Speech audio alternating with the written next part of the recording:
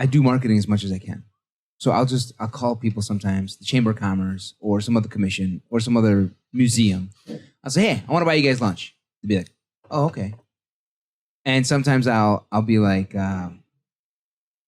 why did I take that lunch to this museum? None of the people were friendly. I walked in, they weren't grateful, they didn't care. That was a mistake. Those 20 people who are going to eat for free, like they didn't deserve it. They didn't deserve it, damn it. I'm giving my food. I shouldn't have spent that money on that food.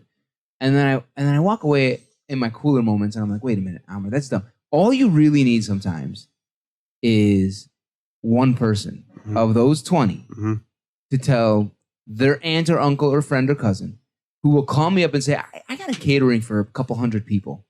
You know, I've got a budget of $2,500. Can you do something for me? I'm like, oh, how'd you hear about us? And they'll say, oh, this, that.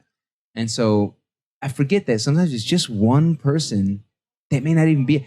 Here's another one. I had an event 2 weeks ago for during the All-Star NBA weekend. All right. It was a friend who used to be kind of an NBA, I don't know about legend, but he used to be an NBA star.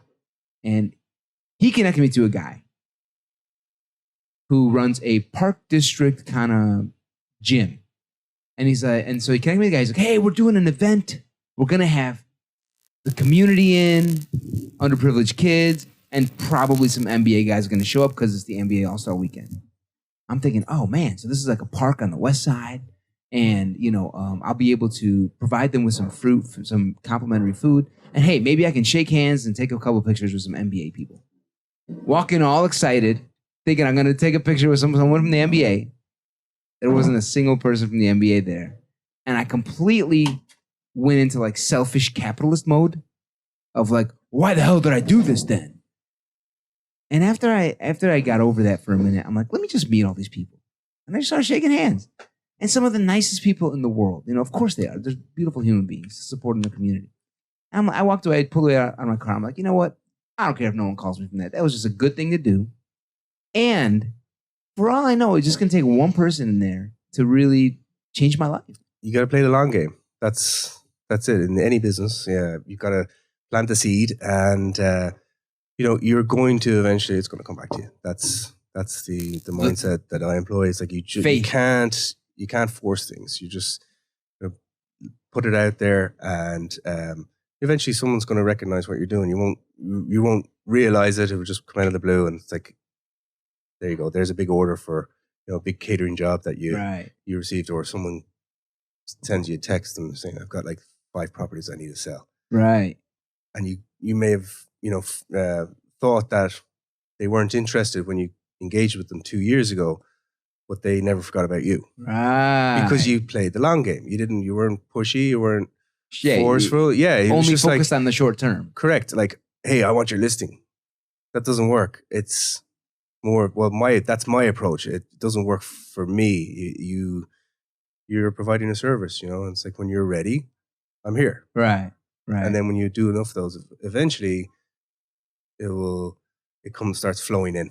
Because you've planted so many seeds. Right. So you don't have to force things when you're in a position, like when you're talking to that person who's not ready to sell in 6 months. You don't have to force them to go, oh no, you should really. Right. You tell them how it is. You tell them the truth. I would love to have your business. Right. But you know what? Actually, you might be better off selling in 6 months because your particular what you have, your product.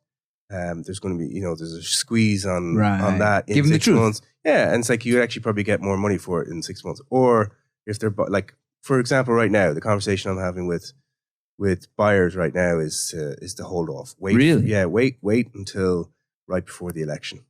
Really? Yeah, election years, especially presidential election years. Is this residential buyers or commercial? Mostly, yeah. It's mostly residential because a lot of consumers are driven. They can be driven by fear, of course, and a lot. Maybe all. Yeah, you would have seen it when in your past profession of markets. It's very like reactionary, right? Totally. So with greed and fear, with greed that, and yeah, fear. With that, like coming to a massive election, like mom and pop, the traditional mom and pop investor, they don't even buy cars, right? Because they're watching the news, they're seeing who's going to be elected, Mm. and they think that all these policy changes are going to happen. But the truth is, we continue to keep consuming. Yep. Life happens. You still have a baby. You still, if people get divorced, they still have to downsize. The kids go to college.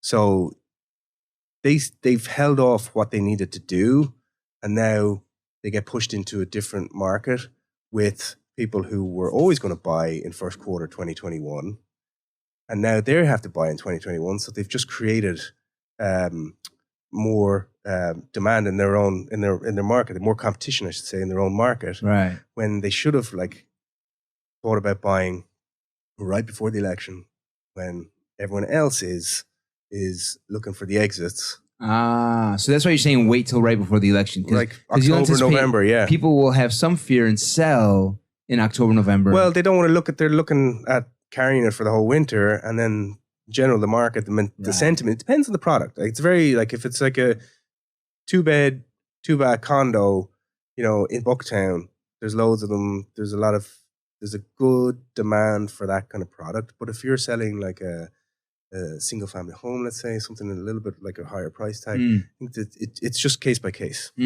I see. But generally, yeah, like it just happened this past cycle with the rhetoric about recession coming. Oh, there's a recession coming, and everyone bought into it. The whole market sentiment changed because people, you talk to buyers.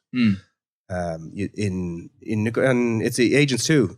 During negotiations, agents were throwing out the word, "Well, there's a recession coming," and it's like, "Are you an economist? Like, for sure there's a recession coming." Right. They're not qualified to say that, but what ends up happening is that it ripples through the sentiment of all the other buyers because their friends talk to each other and they're saying, "We might hold off. There's a recession coming," and then people are holding back, but they don't know why they're holding back. But it's subconsciously, it's like. It's like coronavirus. It spreads. Yeah, pandemic. It does. It spreads. but that's the time John, to strike.